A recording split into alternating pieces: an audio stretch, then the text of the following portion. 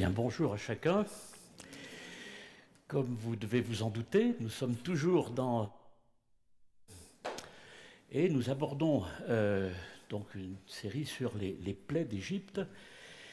Donc nous avions dit aussi que ce livre de l'Exode nous présente aussi un homme, Moïse. Et ce Moïse a eu 3 grandes périodes dans sa vie, alors vous devez commencer à le savoir, puisque je le répète chaque fois, 3 périodes de 40 ans. Et la première période, c'est une période de son enfance. Il était élevé par la fille de Pharaon, par sa mère en même temps. Ensuite, une période un peu de formation à la dure. Il était berger pour celui qui est devenu son beau-père, qui s'appelait Jéthro. Au passage, il a aussi épousé une fille de Jéthro. Et puis, la dernière période de sa vie, eh bien, c'est celle qui nous occupe maintenant, avec cette mission que Moïse a reçu de l'Éternel de faire sortir son peuple du territoire de l'Égypte, où il était finalement en esclavage. Moïse a 80 ans et il va travailler avec son frère aîné, qui a 83 ans, qui s'appelle Aaron. Et Dieu prend soin de prévenir Moïse que le pharaon à qui il va devoir présenter une demande de sortie de son pays pour le peuple, eh bien le pharaon va s'opposer à cette sortie.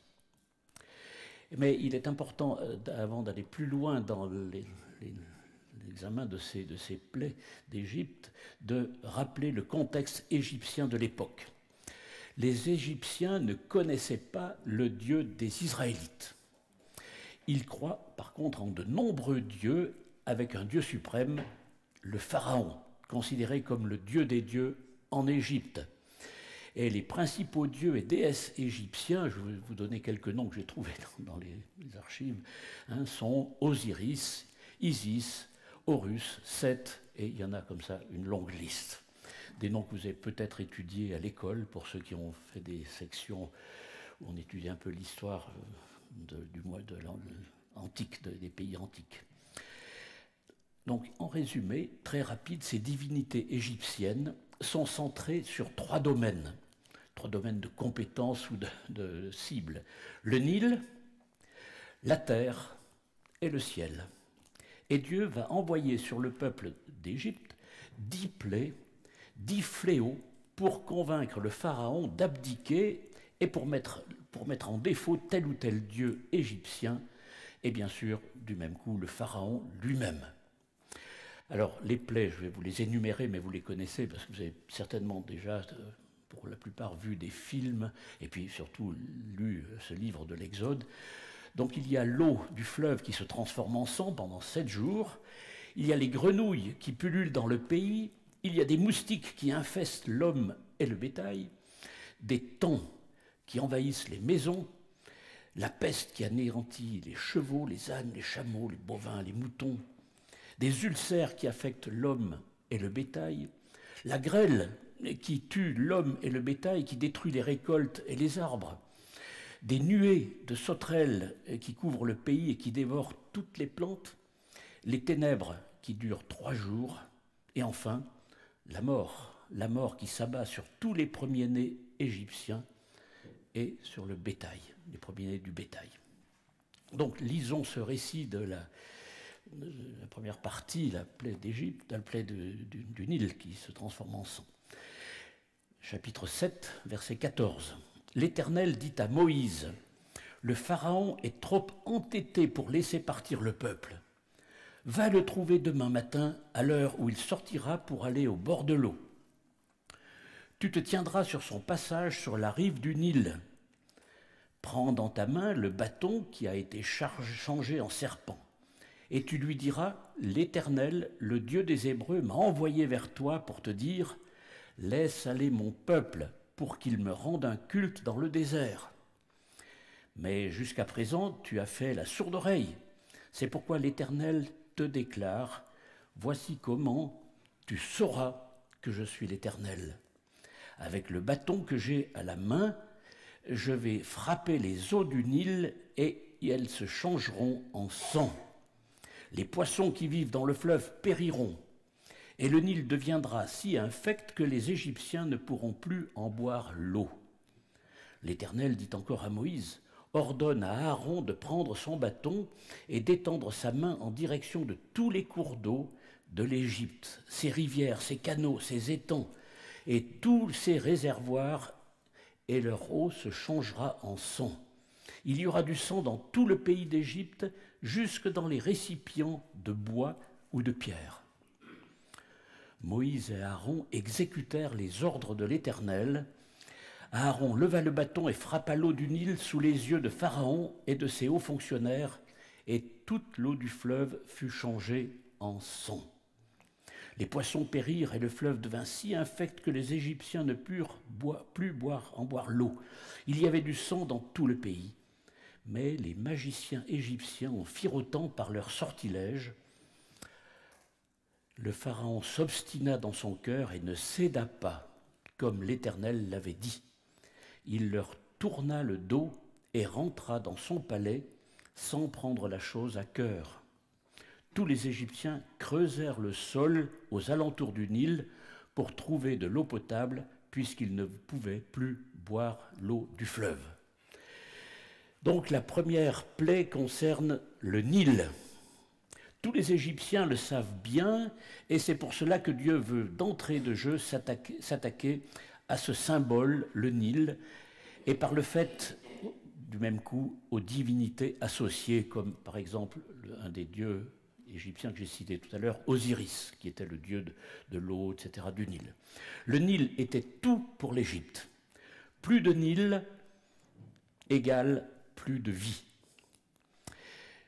Il contribuait largement à la vie des Égyptiens.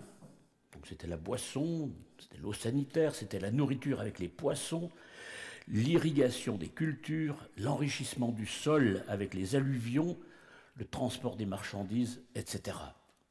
Et en transformant l'eau du Nil en sang, Dieu veut montrer qu'il est plus puissant que les dieux associés au Nil, et donc plus puissant que le Pharaon lui-même. Il a fait subir à l'Égypte une crise monumentale qui a tout désorganisé.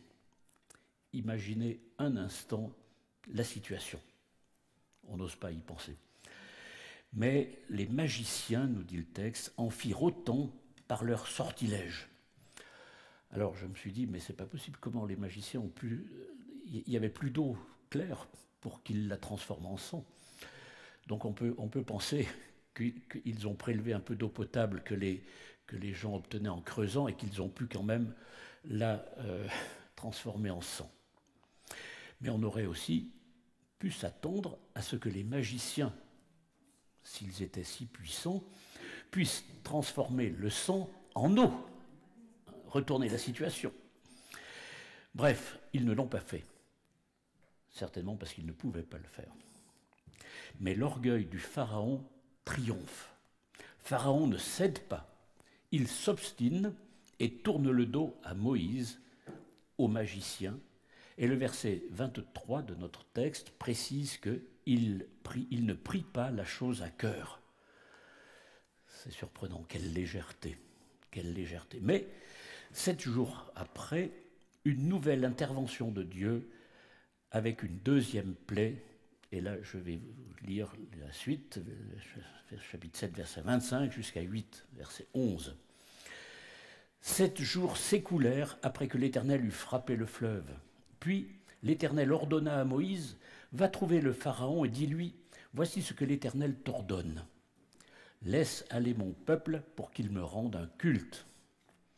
Si tu refuses de le laisser aller, je vais envoyer une invasion de grenouilles sur tout le territoire. Le Nil fourmillera de grenouilles, elles en sortiront et pénétreront dans ton palais, dans ta chambre à coucher, sur ton lit et dans la maison de tes hauts fonctionnaires et dans celle de tes sujets, dans tes fours, dans tes pétrins. Les grenouilles grimperont sur toi, sur tes hauts fonctionnaires et sur tes sujets. » L'Éternel dit encore à Moïse, « Ordonne à Aaron avec son bâton d'étendre la main avec son bâton vers les fleuves, les canaux, les étangs, pour faire venir les grenouilles sur l'Égypte. Aaron étendit la main vers les cours d'eau d'Égypte, et les grenouilles en sortirent et envahirent le pays. Mais les magiciens en firent autant par leur sortilège. Ils firent aussi venir les grenouilles sur l'Égypte. Le Pharaon convoqua Moïse et Aaron et leur dit « Priez l'Éternel pour qu'il nous débarrasse de ces grenouilles, moi et mon peuple. Alors je laisserai aller votre peuple pour qu'il lui offre des sacrifices. » Moïse répondit au Pharaon « Fixe toi-même le moment où je dois prier en ta faveur, en faveur de tes hauts fonctionnaires et de tes sujets, pour que l'Éternel te débarrasse des grenouilles et les fasse disparaître de tes maisons, et il n'en restera plus que dans le Nil. » Le Pharaon répondit « Que ce soit pour demain. » Moïse dit qu'il sera fait comme tu le demandes, pour que tu saches que l'Éternel, notre Dieu, n'a pas d'égal. Les grenouilles te laisseront, ainsi que tes hauts fonctionnaires et tes sujets, et elles quitteront tes maisons. Il n'en restera que dans le Nil. Moïse et Aaron quittèrent le Pharaon, et Moïse pria l'Éternel de faire partir les grenouilles qu'il avait envoyées contre le Pharaon. L'Éternel fit ce que Moïse lui demandait. Les grenouilles périrent dans les maisons et dans les cours et dans les champs. On en fit des tas en quantité considérable, et le pays en fut empesté. Mais lorsque le Pharaon vit que les choses s'arrangeaient, il s'entêta et n'écouta pas Moïse et Aaron, comme l'Éternel l'avait dit. Moïse est donc de nouveau mandaté pour aller parler à Pharaon. Mais là, au verset 26, Moïse dit à Pharaon, « Voici ce que l'Éternel t'ordonne. » Voici ce que l'Éternel t'ordonne. Lors de la première plaie, au verset 16 du chapitre 7, le message de Moïse était « L'Éternel m'avait envoyé pour te dire, on monte d'un cran. » Première plaie, je te dis ce qui va arriver. La deuxième plaie, l'Éternel t'ordonne de faire ça. L'Éternel ordonne. C'est Dieu, via Moïse, qui est à l'initiative de la rencontre avec Pharaon pour l'informer et lui ordonner de laisser partir le peuple. C'est une forme de préavis, mais la plaie ne se déclenche pas en présence de Pharaon, ni de Moïse d'ailleurs, comme lors de la première plaie. La plaie se déclenche sur ordre de Dieu à Moïse, mais hors de la présence de Pharaon. On voit au verset 3, chapitre 8, que là aussi les magiciens de Pharaon peuvent faire un tel miracle, mais comme lors de la plaie précédente, ils n'ont pas eu l'idée de pouvoir neutraliser les grenouilles tout de suite. C'est sur convocation de Pharaon, verset 4, que Moïse et Aaron reviennent vers Pharaon. Pharaon fait un premier pas vers Moïse, on pourrait dire aussi vers Dieu, et aussi vers le peuple d'Israël. Un premier pas. Il reconnaît l'existence de Dieu et même de l'Éternel, puisqu'il dit « priez l'Éternel ». Il dit à Moïse « priez l'Éternel ». Il est complètement hostile et maintenant il demande de prier l'Éternel. Il commence à reconnaître aussi sa puissance, et puisqu'il dit que l'Éternel nous débarrasse des grenouilles. Sous-entendu qu'il considère que l'Éternel est puissant pour cela, il peut le faire. Et là, Moïse, en fin négociateur, inspiré par Dieu, implique le Pharaon dans la démarche. Et il lui dit, fixe toi-même le jour. C'est fin comme remarque. Fixe toi-même le moment où je dois prier en ta faveur. On peut aussi être impressionné par la foi exceptionnelle de Moïse, qui s'engage pour Dieu, au verset 6, en répondant au Pharaon, « Il sera fait comme tu demandes. » Lui, Moïse, n'est que l'ouvrier, la cheville ouvrière, mais c'est Dieu qui fait. Et Moïse s'engage par la foi pour Dieu. Cet engagement de Moïse n'est pas pour se mettre en avant lui-même, mais pour que le Pharaon sache que l'Éternel, le Dieu de Moïse et de son peuple, n'a pas d'égal. C'est ce qui est précisé au verset 6. Il faut arriver à convaincre Pharaon. Moïse est obligé lui-même de prier Dieu pour la réalisation de cette délivrance. Et la délivrance arrive, et patatras. le Pharaon s'entête encore, comme l'Éternel l'avait dit à Moïse. Moïse ne doit pas être surpris, mais conforté, puisqu'il sait que c'est le plan de l'Éternel. Donc en résumé, on relève que les magiciens peuvent encore faire un miracle équivalent à celui de Dieu. On remarque dans cette deuxième plaie un début d'ouverture de Pharaon vers l'Éternel. On remarque la foi exemplaire de Moïse. Et enfin, on a confirmation d'un nouvel entêtement de Pharaon. Retenez bien ces 4 choses. Et nous arrivons à la 3e plaie, donc au verset 12 du chapitre 8. L'Éternel dit à Moïse, ordonne à Aaron d'étendre son bâton et d'en frapper la poussière du sol pour qu'elle se change en moustique dans toute l'Égypte. Et ils obéirent. Aaron étendit la main et frappa de son bâton la poussière du sol, et la poussière de tout le pays se transforma en moustiques qui se répandirent sur les hommes et sur le bétail. On a du mal à imaginer, mais les magiciens essayèrent d'accomplir le même miracle par leur sortilège et de produire des moustiques, mais ils n'y parvinrent pas. Et les hommes et le bétail restaient couverts de moustiques. Alors les magiciens dirent au Pharaon, c'est le doigt de Dieu. C'est le doigt de Dieu. Pourtant, le Pharaon s'obstina et il n'écouta pas Moïse et Aaron comme l'Éternel l'avait dit, et j'allais rajouter, il n'écouta pas même ses magiciens. On retrouve là la foi et l'obéissance sans faille de Moïse qui exécute l'ordre de Dieu. Il faut réfléchir à ça, c'est vraiment, moi ça m'impressionne. Pharaon n'est pas prévenu ni impliqué dans son dialogue préalable avec Moïse. Il n'est pas prévenu. C'est une évolution notoire. Autre évolution notoire, les magiciens, eux, ils capitulent. Ils sont dépassés, mais ils sont contraints, eux, de reconnaître que la puissance de Dieu est active et les dépasse. Ils sont dépassés par la puissance de Dieu. Et ils en rendent compte au Pharaon, leur Dieu suprême, en livrant leur conclusion, c'est le doigt de Dieu. On aurait pu penser c'est la main de Dieu, non, c'est le doigt de Dieu. C'est peut-être une référence au bâton, au doigt qui ressemble à l'extrémité du bâton de Moïse. Peut-être qu'au travers de cette expression, donc, les magiciens désignaient aussi le bâton d'Aaron pour faire le lien avec la demande de libération du peuple faite par Moïse lors des 2 plaies précédentes. Mais malgré la capitulation des magiciens, ce qui est très important, eh bien, Pharaon, lui, ne capitule pas et il s'obstine dans son refus de laisser partir le peuple d'Israël, donc le peuple de Dieu, hors d'Égypte. Quel entêtement de Pharaon! Donc, et pour nous aujourd'hui, essayons de comprendre les ressorts de cette obstination du Pharaon à ne pas céder à Dieu. C'est quand même important. Comme déjà dit, c'est que son cœur appartenait à d'autres dieux, ce qui lui conférait une autorité et un pouvoir auprès de son propre peuple.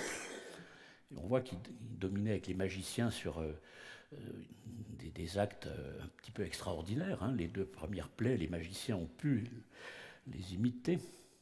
Cela faisait donc de lui, Pharaon, un dieu auprès de son peuple. Et il ne voulait pas perdre cette gloire pour la donner à Dieu. Il la voulait pour lui tout seul. Il ne voulait pas que l'Éternel soit reconnu comme Dieu en Égypte. Le but de Dieu, par contre, dans toute cette période, est explicité au verset 17 du chapitre 7 que nous avons lu. Je vais vous le relire. C'est pourquoi l'Éternel le déclare. Voici comment tu sauras que je suis l'Éternel. Avec le bâton que j'ai à la main, je vais frapper les eaux du Nil et elles se changeront en sang. Donc, voici comment tu sauras que je suis l'Éternel. L'Éternel souhaite que le Pharaon réalise et sache que c'est lui, l'Éternel, qui est Dieu au-dessus des faux dieux de l'Égypte, et donc au-dessus de Pharaon lui-même. Il veut montrer qu'il est capable d'influer même sur la création, puisqu'il en est lui-même le créateur. Il domine sur l'eau, les insectes, tous les éléments de la terre, puisque en tant que Dieu tout-puissant, il en est le créateur. S'il l'a créé, il peut aussi modifier. Voilà. Et en perturbant fortement l'ordre initial qu'il a établi lors de la création, Dieu s'en prend directement aux divinités de Pharaon et il met le Pharaon, ses dieux et son peuple en porte-à-faux complet. Le Pharaon ne maîtrise plus rien. Et cette victoire de Dieu est extraordinaire, mais elle n'est que le prélude à une victoire bien plus éclatante, à un exode bien plus extraordinaire, qui est la victoire de Jésus-Christ, un certain nombre de siècles plus tard. Et on trouve un parallèle magnifique entre ce qui s'est passé avec Pharaon et ce qui s'est passé avec Jésus-Christ. D'ailleurs, écoutez ce que dit l'apôtre Jean dans la première épître, chapitre 3, verset 8. « Or, le Fils de Dieu, c'est-à-dire Jésus, est précisément apparu pour détruire les œuvres du diable, tout comme Dieu a voulu détruire les divinités de Pharaon lors des plaies d'Égypte. » Vous voyez ce parallèle. Et l'apôtre Paul, lui, il va plus loin et il nous explique et il nous décrit de manière magistrale l'œuvre de Christ. Et écoutez ce qu'il nous dit en Colossiens 3, versets 13 à 15. « Vous qui étiez morts en raison de vos fautes et de l'incirconcision de votre corps, il vous a rendus à la vie avec lui. Il nous a pardonné toutes nos fautes. Il a effacé l'acte rédigé contre nous qui nous condamnait par ses prescriptions. Et il l'a annulé en le clouant sur la croix. Il l'a annulé en le clouant sur la croix. Il a ainsi dépouillé les dominations et les autorités et il les a données publiquement en spectacle en triomphant d'elles par la croix. » Jésus a triomphé de Satan, tout comme Dieu a triomphé des divinités de Pharaon au moment des plaies d'Égypte. Et donc vous voyez aussi le parallèle pour nous, c'est que les 10 plaies, nous verrons les autres prochainement, eh bien les 10 plaies nous rappellent que Dieu domine sur le monde entier, sur l'univers encore aujourd'hui. Et Jésus n'est pas venu seulement pour nous sauver en pardonnant nos fautes et en nous donnant la vie, mais il est venu pour triompher publiquement par la croix sur les autorités et sur les dominations, sur les pharaons et leurs dieux. Ce que Jésus a vécu à la croix est pire que ce que les Égyptiens ont vécu avec les 10 plaies.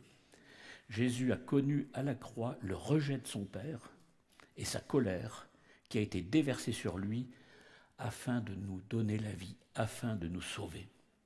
Et par sa mort et sa résurrection, Jésus a démontré sa victoire sur la mort et sur tout ce qui nous tient esclaves et loin de Dieu. Après ces considérations sur ce parallèle entre Dieu, entre les plaies d'Égypte et Jésus-Christ, voyons les implications de ce texte pour nous aujourd'hui. Et la première implication de ce texte, c'est qu'il nous pousse à examiner notre vie et à réfléchir à la tendance de notre cœur de s'attacher plus facilement à des idoles qu'à Dieu.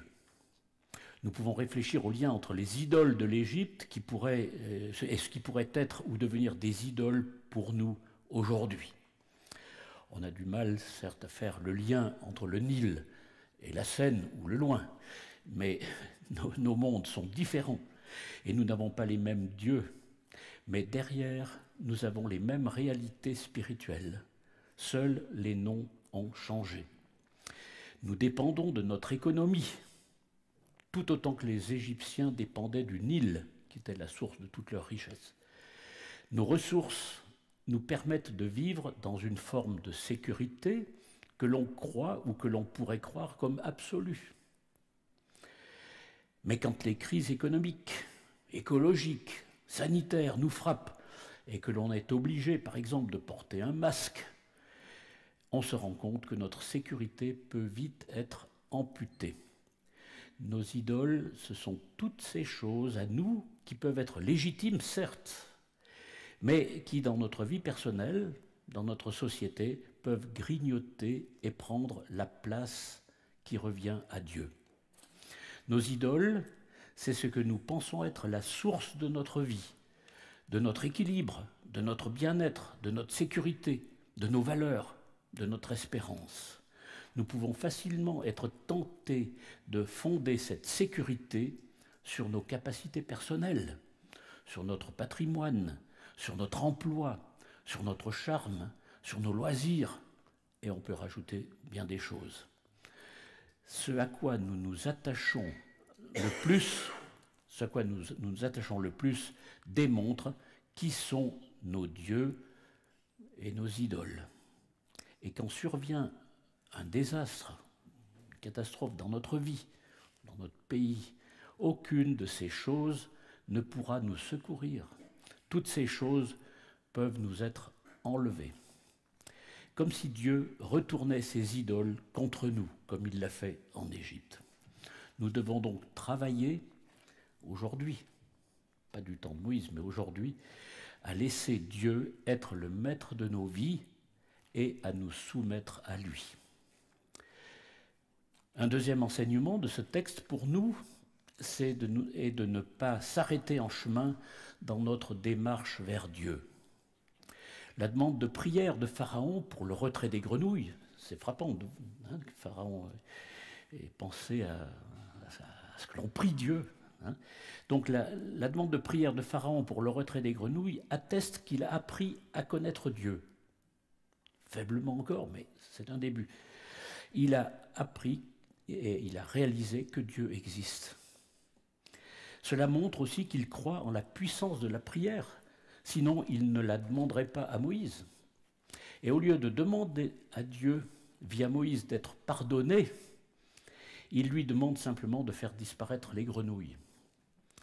Mais sa réaction par la suite de ne pas libérer le peuple montre que pour autant il n'a pas accepté de se soumettre à ce Dieu qu'il reconnaît comme existant. Ce que l'exemple de Pharaon nous montre, premièrement, c'est que l'on peut apprendre beaucoup de choses sur Dieu. On peut croire qu'il existe, on peut reconnaître sa présence. Ensuite, on peut même faire l'expérience de cette présence lorsque le chaos survient dans notre vie. On peut même faire des expériences spirituelles et même être touché par le doigt de Dieu, comme dans le texte, comme les magiciens aussi, mais sans pour autant nous incliner devant Dieu qui se révèle à nous. Ce que Dieu attend, c'est que nous nous inclinions devant lui et que nous venions réellement à lui. Ce que Dieu attend de nous, c'est notre foi, c'est notre confiance en lui, en Jésus-Christ. Ce que Dieu attend, c'est la première place dans notre vie. Si nous plaçons notre confiance en lui, et donc en Jésus-Christ, alors nous trouverons le repos, alors nous trouverons la sécurité, nous trouverons le salut et la vie éternelle. Des choses que même la mort ne pourra nous ôter. La façon dont Dieu a traité Pharaon nous montre que ses exigences ne sont pas négociables. On ne peut pas négocier avec le Seigneur pour notre salut. Ce n'est pas négociable. L'exhortation que je vous adresse et que je m'adresse ce matin, c'est que si vous n'êtes pas encore disciple de Jésus-Christ, vous êtes à côté, vous êtes entre deux, comme le pharaon ou les magiciens qui voyaient le doigt de Dieu. Mais bon, c'est donc ce que je vous exhorte, c'est de répondre positivement à l'appel que Dieu nous lance, que Dieu vous lance, de venir à lui, de ne pas vous arrêter en chemin, comme les magiciens et les pharaons et de vous laisser complètement attirer par lui. Et l'exhortation pour mes frères et sœurs en Christ qui dans cette salle, eh bien, pour qui le Seigneur est le Seigneur de votre vie, c'est de réfléchir à ce qui aujourd'hui, dans votre vie, dans ma vie, discrètement, sur la pointe des pieds, ou plus ostensiblement, cherche à faire sa place en vous et à vous éloigner petit à petit de Dieu. Nous chanterons, après un temps de prière que je vais faire maintenant, ce vieux cantique « Seigneur, attire mon cœur à toi », parce que c'est vraiment ce que Dieu a cherché à faire au travers de ses plaies, d'attirer le cœur de Pharaon et des Égyptiens à lui. Donc, je vais prier, nous chanterons, donc les musiciens peuvent peut-être déjà se préparer. Seigneur, on te remercie pour la richesse de ta parole, pour la manière dont tu as pu te révéler au peuple égyptien, la manière dont tu as révélé ta puissance, la manière dont tu as préparé la sortie de ton peuple. Et Seigneur, tu veux travailler dans notre vie, tu nous envoies des signes, des touches pour nous approcher de toi. Seigneur, que nous ne nous arrêtions pas en route si tu nous appelles, que nous venions à toi. Et Seigneur, que dans notre vie, si nous sommes à toi, eh bien que nous soyons vigilants pour veiller à ce que aucune idole de ce monde vienne prendre la première place dans notre vie. Bénis ton Église, bénis toutes nos familles, bénis l'ensemble du peuple de Dieu sur la terre. Au nom de Jésus. Amen.